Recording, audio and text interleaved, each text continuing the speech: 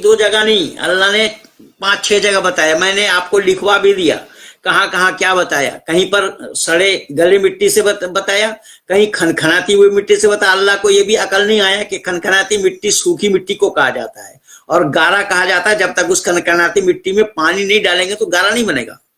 और फिर कहीं कहा कि स्त्री और पुरुष से बनाया, फिर कहीं मरियम में फूंक मार करके बनाया। जो मन में आया वही बोल दिया। एक बात पे अल्लाह कायम नहीं है। अल्लाह एक बात पर कायम नहीं है, कहीं कुछ कहीं कुछ, कभी कुछ कभी कुछ। जो मन में आया वही बोला है। इसीलिए मनमानी बात यहां चलने वाली नहीं है। हम इंसान कहलाने के हकदार तब बनेंगे जब हम सत्य को स्वीकार करेंगे। और इंसान वही होता है जो सत्य को धारण करता है, असत को छोड़ देता है।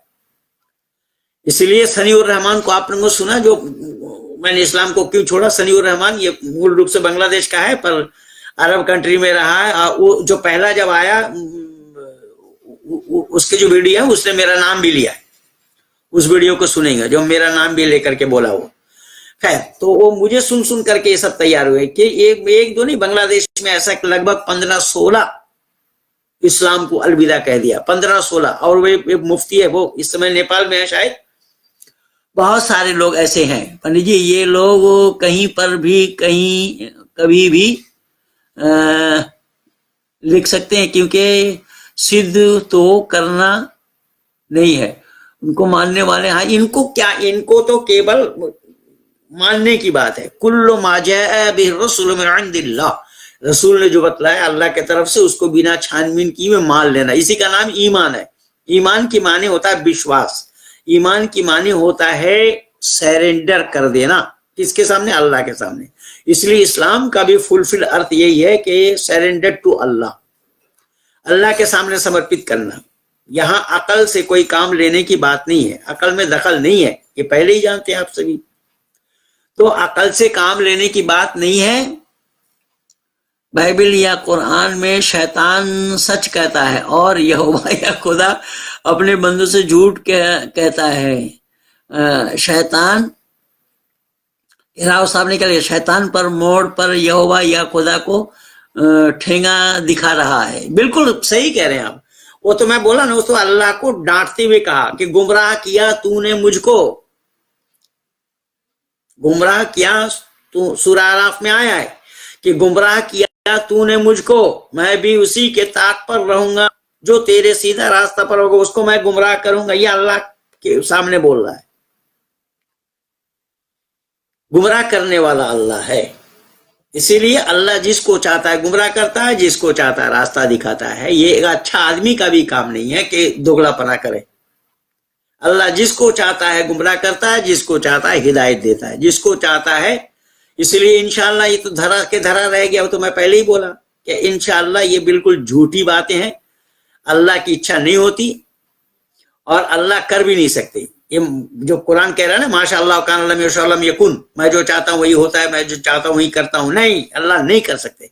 अल्लाह अगर ये कर सकते होते तो शैतान को आदम के सामने सीधा करवा लेते, नहीं करा पाए। और आदम को मना किया था कि इस फल को मत खाना, उसी फल को खाए। और एक नहीं, दोनों मिलकर के खाए। और वो दोनों मिलकर खाने वाला फल था, वो अकेला खाने वाला फल था ही नहीं। दोनों मिलकर के खाने वाला फल था। उस फल को खाया और वहां से बाहर हुए। तो इस तरीके से मैं निवेदन कर रहा हूं। सूरह आराफ है, सूरह आराफ में है, मैं बता तो रहा हूं सिद्धांत जी। दिन में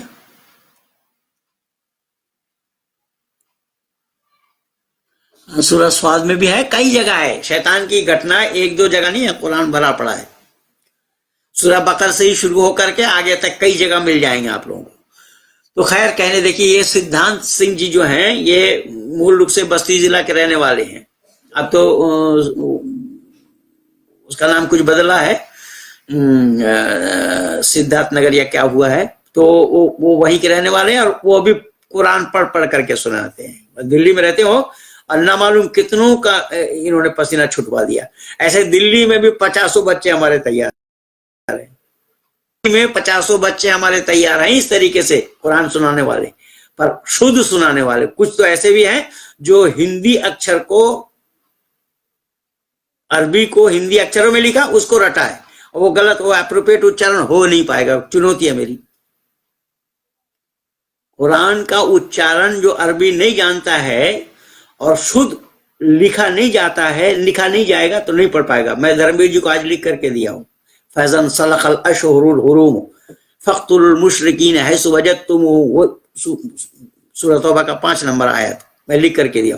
तो ये देखो कहां से पाएंगे वो यार। अरबी में, उर्दू में, फारसी में जीम, जाल, जे, जोय, ज़्वाद, ये 5 लेटर है, और एक को हटाकर दूसरा लगाएंगे अर्थ बदल जाएगा। इसी तरीके से आर्य जगत के विद्वान जो साहित्य केसरी बताते अपने को, वहां उनको भी रोक दिया मैं, प्रोफेसर राजेंद्र जी को, राजेंद्र जिज्ञासु जी को, जो मोटी मोटी पुस्तकें लिखे हैं, गंगा ज्ञान गंगा सागर लिखा है, उपाध्याय जी के पुस्तकों का संकलन किया है। एक पेज में मैंने 3 जगह गलती पकड़ करके दिखा दिया कि ये है ये।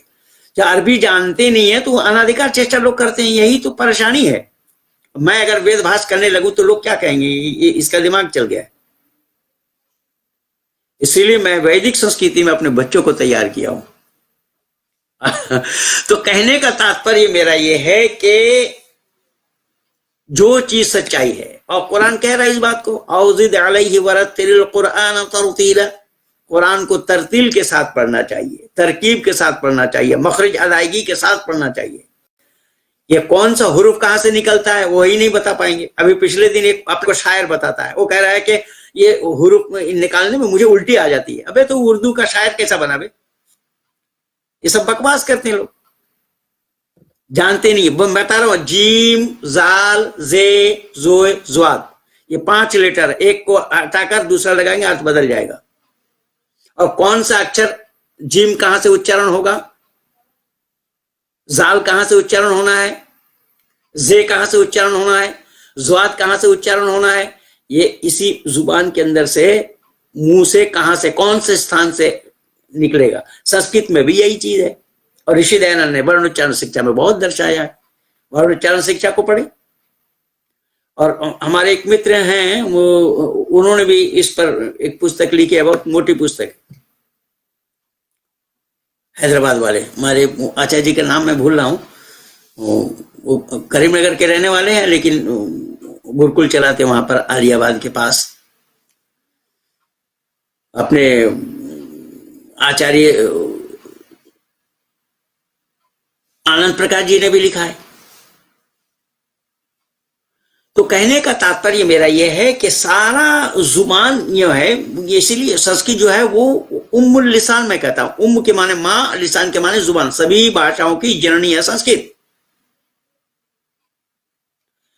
तो संस्कृत में भी यही चीज है। और ऋषि दयानंद के वर्ण उच्चारण शिक्षा बिल्कुल पतली सी किताब है। उन वर्ण उच्चारण शिक्षा को पढ़े तब पता लगेगा। इसलिए मैं निवेदन कर रहा हूं कि ये सारा तथ्य जो है, सच्चाई जो है, वो वैदिक संस्कृति में है। वैदिक संस्कृति को छोड़ करके और कहीं नहीं है। इसीलिए मैंने वैदिक संस्कृति को अपनाया, जान करके अपनाया, माना है, आचरण में लाया है। लेकिन मनस से एकम, वचन से एकम, कर्मण्य एकम न होने के कारण ही आज आर्य समाज की दशा। आज फेसबुक में भाई संतोष जी बनारस वाले ने लिख करके दिया कि ओबरा आर्य समाज, वहां साईं का चित्र लगाया और आर्य समाज वहां लिखा हुआ है। अब ओबरा में कहां कौन बनाया पता नहीं। ओबरा में मैं बहुत बार गया हूं। मैं सबसे पहले 85 में गया था, मार्च महीने में। टी.एन. शुक्ला जी उस समय अधिकारी होते थे, और उन दिनों में 2 समाज नहीं थी। कपिल जी के समय में वहां 2 समाज हुआ, पीछे आर्य समाज के पीछे एक समाज और बनाया। किन लोगों ने ये शरारती की है ये मुझे मालूम नहीं। फेसबुक पेज में लिखा है कि इसकी तहकीकात करना चाहिए। उस इलाके में जितने भी आर्य समाज है उन सभी आर्य समाजियों को बताना चाहिए। और आर्य समाज वो सब जगह यही झगड़ा है, पदों की झगड़ा सब जगह है, कहीं पर झगड़ा से खाली नहीं आर्य समाज। और आर्य समाज में झगड़ा इसलिए है संपत्ति को लेकर के। अब यहाँ सन्यासी को जब संपत्ति चाहिए तो गृहस्थी क्या करेंगे?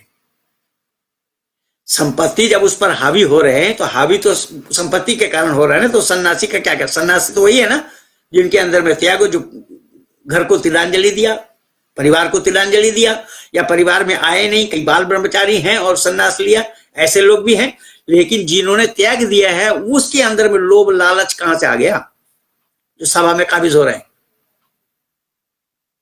और ऐसे ही मैंने वहां वानप्रस्थ आश्रम में भी देखा, ज्वालापुर में चाबी लिए घूम रहे हैं। वहां का नियम है कि वहां मकान खरीदा जाएगा और मरते समय छोड़ करके जाएंगे, लेकिन सबने ताजमहल बना रखा है, छोड़ने का नाम ही नहीं है। वो मरने से पहले अपने रिश्तेदार को ढुका जाता है वहां पर।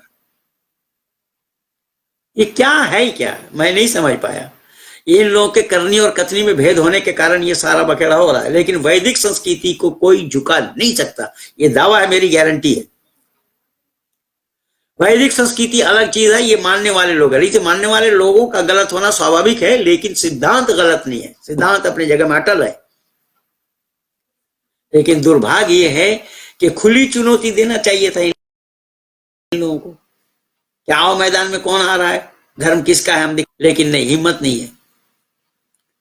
और ये हिम्मत जुटा भी नहीं पाएंगे, क्योंकि उनका नाम लेवा नहीं होगा ना। फिर जो आप करेंगे इस काम को, फिर आपको जानेंगे लोग, तो थोड़े ये चाहते हैं कि हमें छोड़ करके किसी और को जान जाए।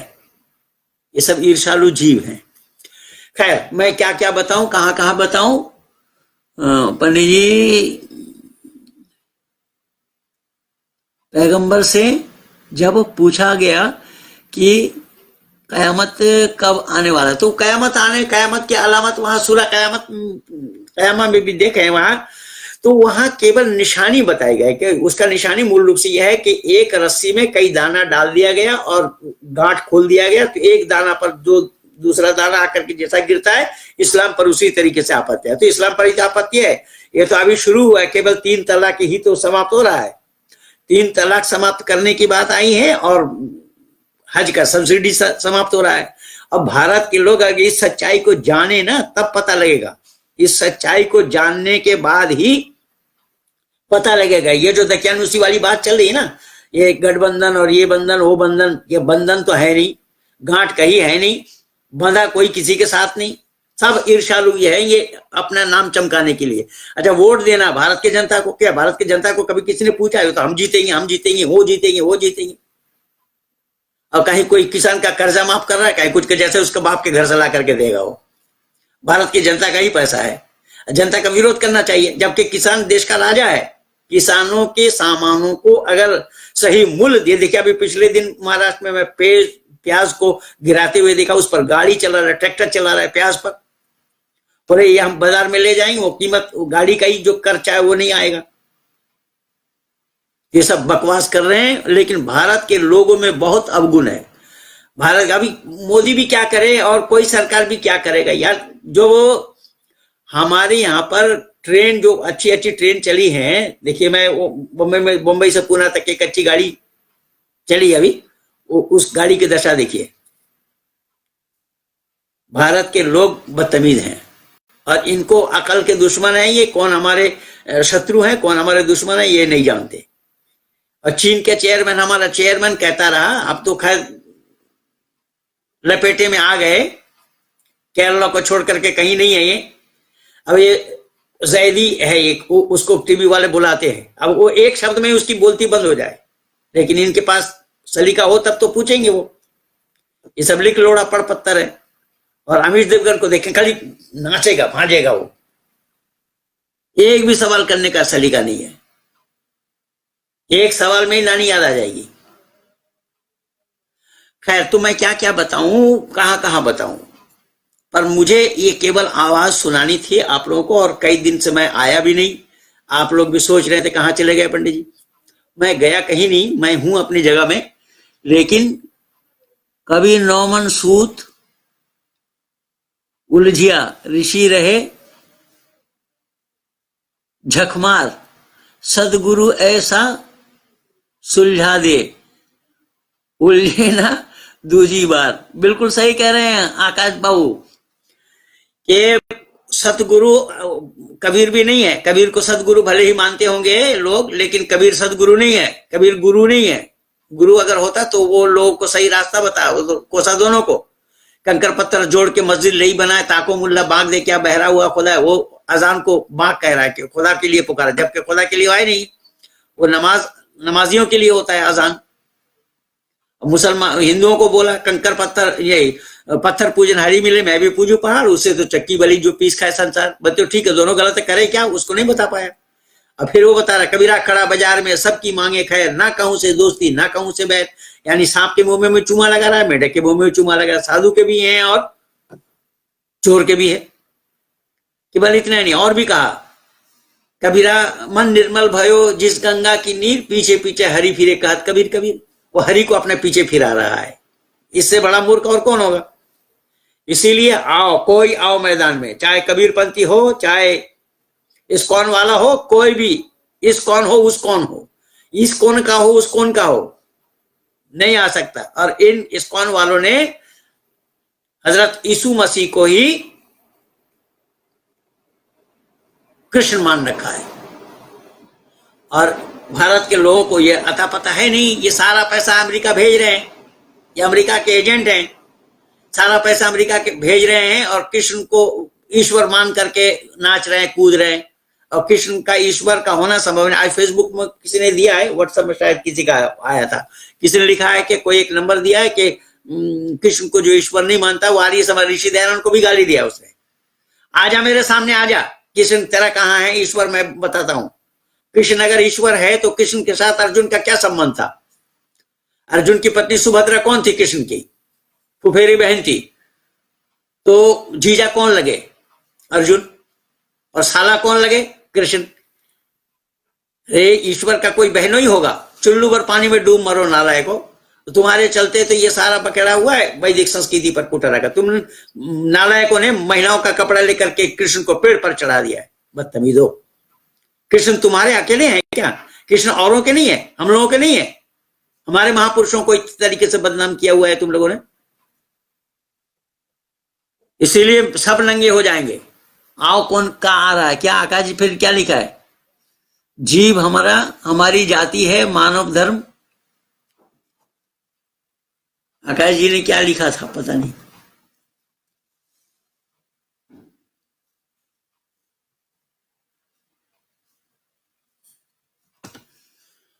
हाँ ये तो ठीक है सिद्धार्थ जी, आप कहने के लिए कह रहे हैं, आपने पहले फोन पे भी मेरे को कहा था, लेकिन मैं ये बता रहा हूं कि उसको लिखने में समय लगेगा। उस समय का मेरा काम क्या है? उस समय में मैं घर कैसे पालूंगा? मैं तो गृहस्थी हूं, मैं सन्यासी तो हूं नहीं। घर पालने की जिम्मेदारी किसकी है? इसलिए मैं बोला ना कि मैं सत्यार्थ प्रकाश लिख रहा हूं पहले। तो कुरान सत्यार्थ प्रकाश, कुरान में जो सब 14 सबुल्लास लिखा है, ऐसा ही ऋषि दयानंद ने तो चुनिंदा आयतों को लिया है। मैं लिख रहा हूं पूरी 6666 आयत समीक्षा के साथ। उसमें समय लगेगा, 3 साल का समय लगेगा उसमें। और इस तरीके से लोग मेरे साथ प्रयास कर रहे हैं कि पंडित जी ये आपका ये काम है, तो इस तरीके से मैं उनको समय दे रहा हूं। तो कहने का तात्पर्य मेरा यह है कि काम बताना बड़ा आसान है, करना बहुत कठिन है। अगर यही काम आर्य समाज के लोग करते होते तो आज दुनिया में कहां पहुंच जाती सत्य सनातन वैदिक धर्म, हम कहां पहुंचा देते। लेकिन इन आर्य समाजियों को नहीं चाहिए, उनको तो संपत्ति चाहिए, बैठे हैं बस। और काला धन सादा करने के लिए सारा योजना है, सभी कर रहे हैं इस तरीके से। खैर क्या क्या बताऊं यार, कहां कहां बताऊं। मैं निवेदन कर रहा हूं कि सत्य वही है जो सर पर चढ़कर बोलता है। इसीलिए कुरान वाले और बाइबल वाले पहले यही निपटे कि सत्य किनका है, ये दोनों को भिड़ाइए। ये बाइबल पादरी कह रहा है, पादरी कैरी ने बोला, पादरी कैरी का नंबर है ना आप लोगों को, उसको फोन मिलाइए पादरी कैरी को और उससे पूछिए, पादरी को पूछिए कि भाई तुम सच्चाई कहां है बताओ। सच्चाई को जानते हो तो बता। पादरी का नंबर मैं बता देता हूं, 9501573756। पादरी का नंबर फिर लिखिए, 9501573756। एक बार और बोल दूं, 9501573756। पादरी को इतना फोन करिए कि फोन फेंकना पड़े उसे, जैसा पहले आप लोगों ने किया था।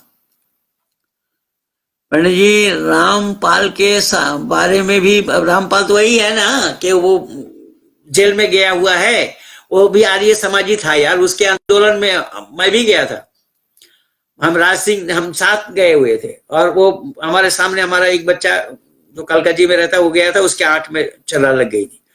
खैर को रामपाल भी तो जेल में है, वो आर्य समाजी था पहले, आर्य बागी आर्य समाजी बना, और फिर उसने कबीरपंथी में जा मिला और बकवास कर रहा है। मेरे सामने आए ना कोई, किसको ले आओ, ये कौन क्या बोल रहा है, जिनको चाहिए वो मेरे सामने आ करके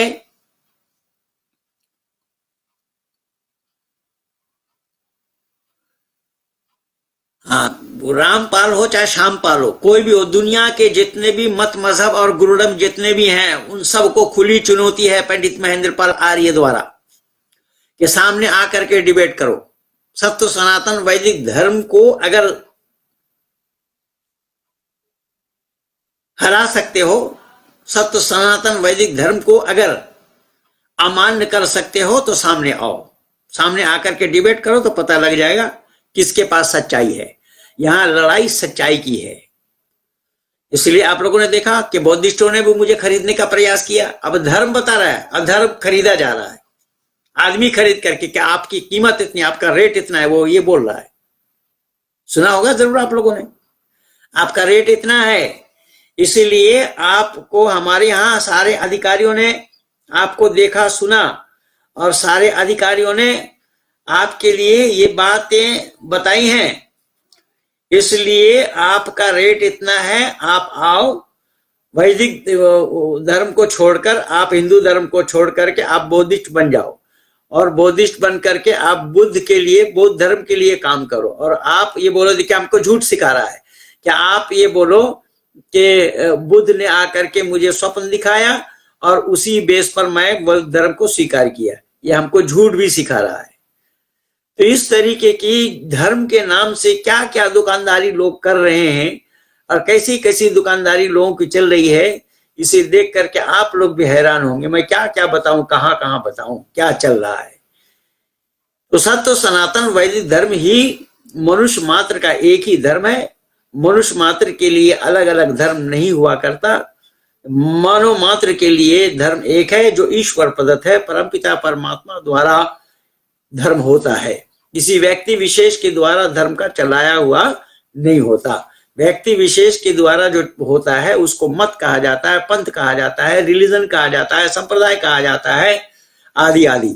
लेकिन धर्म का होना संभव नहीं। ऐसा सूरज परमात्मा द्वारा है, ईश्वर प्रदत्त है, सूरज में तब्दीली नहीं आई, कोई बदलाव नहीं आया, और अल्लाह को ज्ञान बदल बदल करके देना पड़ा। कभी तौरात दिया, कभी जबूर दिया, कभी इंजील दिया, तो कभी कुछ दिया, कभी कुछ दिया। यही तो सारा बकवास है। ईश्वर के ज्ञान परिपूर्ण होने के कारण आदि सृष्टि में ही परमपिता परमात्मा ने अपना ज्ञान मनुष्य मात्र के लिए दिया है। इसीलिए वेद में आया है, यथेमं वाचम कल्याणी आबदानी जनेभ्यः। ये कल्याणी वाणी मानव मात्र के कल्याण के लिए है।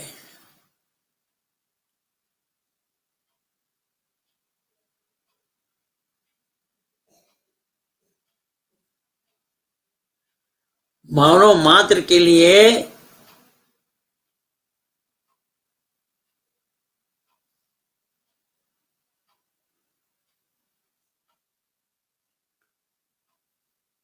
लेकिन दुनिया वालों ने जानने का प्रयास ही नहीं किया।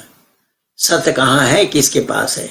अगर सत्य को जानते होते तो आज मानव समाज की रक्षा हो गई होती।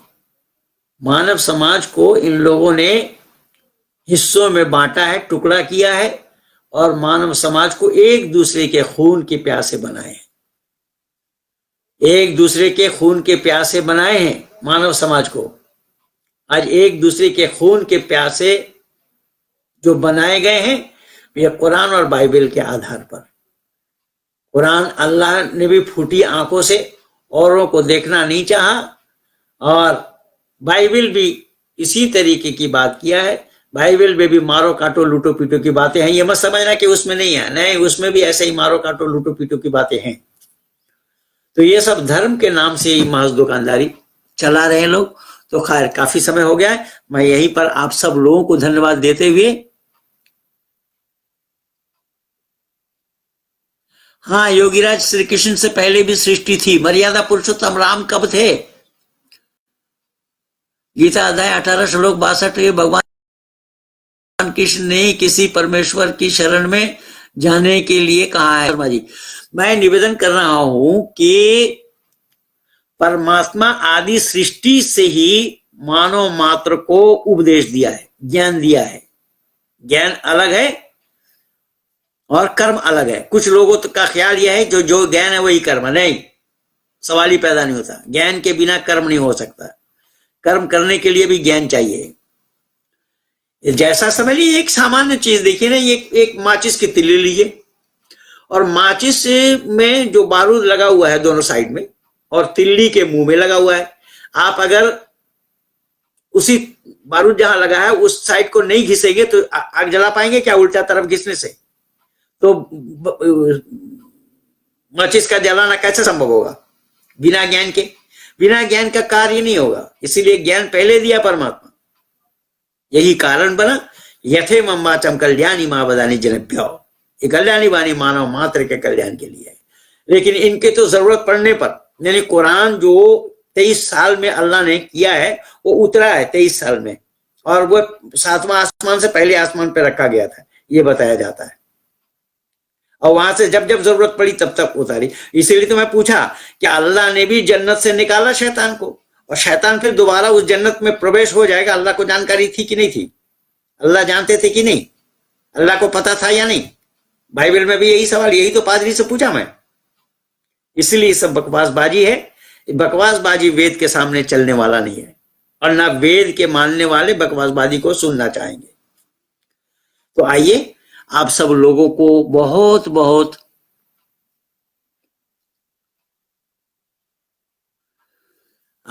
स्नान करने से थोड़ा शरीर के मैल धुलेंगे। अविर्गात्राणि शुद्धति मनः सत्येन शुद्धति विद्या तपोभ्याम भूतात्मा बुद्धिर ज्ञानेन शुद्धति। स्नान करने से शरीर के मैल धुलेंगे। पहली बात तो यह है कि वह स्नान पहले कौन करेगा, उसको लेकर के झगड़ा है। यार इसी झगड़े को सुलझाओ जरा। वहां इतना लाख खर्चा किया, इतना वहां आमदनी का भी रास्ता बताया, ये किया वो किया, दुनिया भर का। अब जब स्नान करने के लिए जो लोग लड़ाई करें कि हम पहले स्नान करेंगे, वो कह रहे हम पहले स्नान करेंगे। अब पिछले दिन नहीं देखा वो जब गुजरात में भूकंप आया था तो उस समय भी कुंभ में मेला लगा था, तो उनके अखाड़े के आचार्यों ने क्या बोला कि वो कम तो गुजरात में आना था, ये इलाहाबाद में आना था, हमने गुजरात भेज दिया। अरे मूर्खो, तुमने गुजरात भेज दिया तो 20-25-40 किलोमीटर दूर भेज देते तो पाकिस्तान ही चला जाता है। मूर्ख लोगों, दुनिया को मूर्ख बनाने लगे। अगर तुम लोग इतने साधक हो, तपस्वी हो, तो इलाहाबाद में आने वाला भूकंप को तुम गुजरात भेज सकते हो, तो पाकिस्तान क्यों नहीं भेज पाए? ये तो सब बेकार और फजूल की बात है। इसीलिए मैं कहूंगा कि यूं कहा शराबी ने आबिद से, आए आबिद तेरी इबादत में दम है तो मस्जिद को हिला कर देख, वरना 2 घुट पी ले मस्जिद को हिलता हुआ देख। यानी वाकई में साधक है, तपस्वी है, कुछ है। ये तपस्या नहीं, तप नहीं है ये जो कर रहे हैं, उसका नाम तप है ही नहीं है। पढ़िए पतंजलि के योग दर्शन को, कि कोई कांटे पे खड़ा है, कोई एक टांग में खड़ा है, इतना ये साधक है। साधना है, इसको साधना नहीं है। एक टांग में खड़ा होने के लिए बगुला को भगत बोलना पड़ेगा। वो एक टांग में खड़ा रहता है मछली पकड़ने के लिए।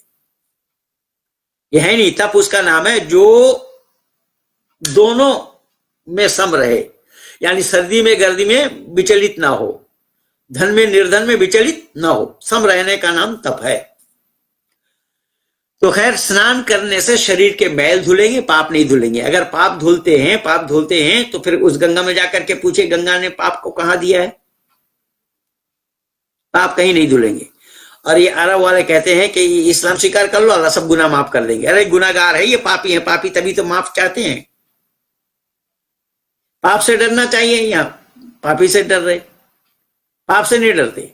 इसीलिए मैं निवेदन कर रहा हूं, वेद के सामने कोई खाता ना खोला है ना खोल पाएगा। इसीलिए परमात्मा का भी उपदेश है, नन्ना पंथ विदते आयना है। अनेक रास्ता सही नहीं है, सही और सच्चा रास्ता केवल एक है। तो उसी सही और सच्चे रास्ते के तरफ आने के लिए मैं आप लोगों को निमंत्रण दे रहा हूं। आइए आप लोग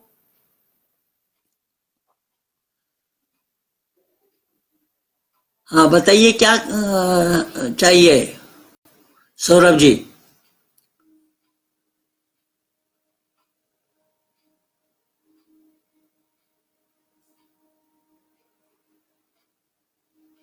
कैरी का नंबर तो अभी बोला है, फिर सुना दूं। कैरी का नंबर बोला है कि 950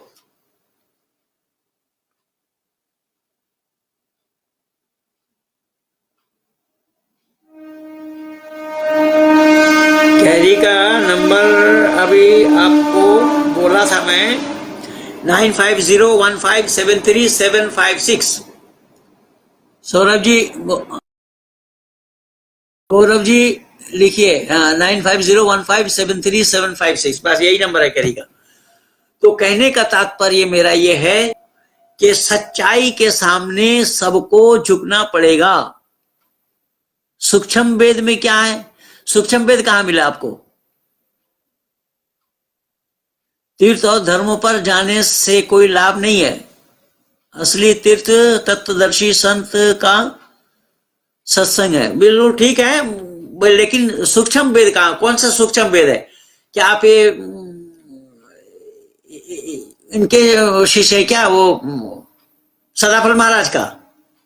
सदाफल महाराज ने भी एक वेद चला रखा है, जबकि उसके ससुराल वाला परिवार आर्य समाजी, जो बलिया वाले अपने कौन महिपाल सिंह थे उसके बहनों ही थे ये सदाफल। खैर क्या क्या बताऊं, गंगा सिंह जी के दामाद रहे वो। खैर क्या क्या है वो तो बाद की बात है। मैं कह रहा हूं कि टी एन शर्मा जी क्या लिख रहे हैं? अच्छा, कोई साइड दिया है लिंक। तो इस वीडियो को आप लोग सब शेयर कीजिए, सब्सक्राइब कीजिए और लोगों तक पहुंचाइए, ज्यादा से ज्यादा इसका प्रचार हो। मैं आप सब लोगों का शुक्रिया अदा करते हुए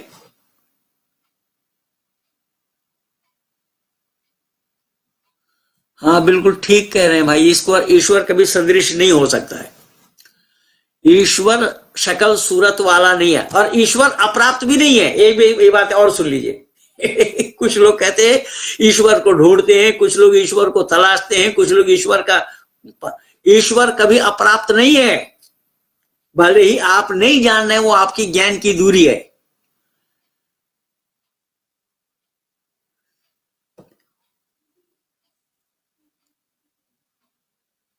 कौन है भाई? आकाश के बच्चे आजा सामने, बकवास मार रहा है। रो गया तेरे बाप को जेल से निकाल करके ला पहले। ये सब बिना बाप के औलाद हैं सब। हाँ हिम्मत है तो सामने आकर के डिबेट कर। मेरा नंबर नोट कर 9810797056। रामपाल हो या श्यामपाल हो, लिया सामने निकाल करके। कौन रामपाल है दिखा देंगे हम।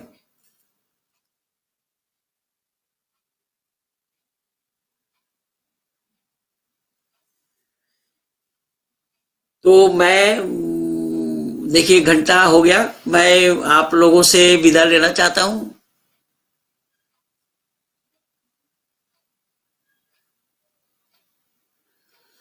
आकाश के बच्चे आजा सामने सामने आकर के डिबेट कर। मैं बता रहा हूं दिल्ली में दिल्ली में आकर के डिबेट कर।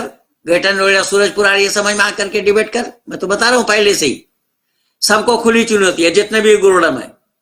जो गुरु ब्रह्मा, गुरु विष्णु, गुरु देवो महेश्वरा बता रहा है अपने को, या अपने शिष्यों से बतवा रहा है। आ जाओ सब सामने। वेद के सामने ना किसी को खाता खोलने दिया हूं और ना खोलने दूंगा। वेद के सामने किसी का खाता खोलना संभव नहीं है। प्रलय तक न खोल पाया है कोई और न खोलना किसी के लिए संभव है, चाहे वो कुरानी हो, पुरानी हो और किरानी हो। ऋषि दयानंद ने भी कुरानी, किरानी और पुरानी लिखा है। आ जाओ सामने। तो मैं इन्हीं शब्दों के साथ आप सब लोगों को धन्यवाद देते हुए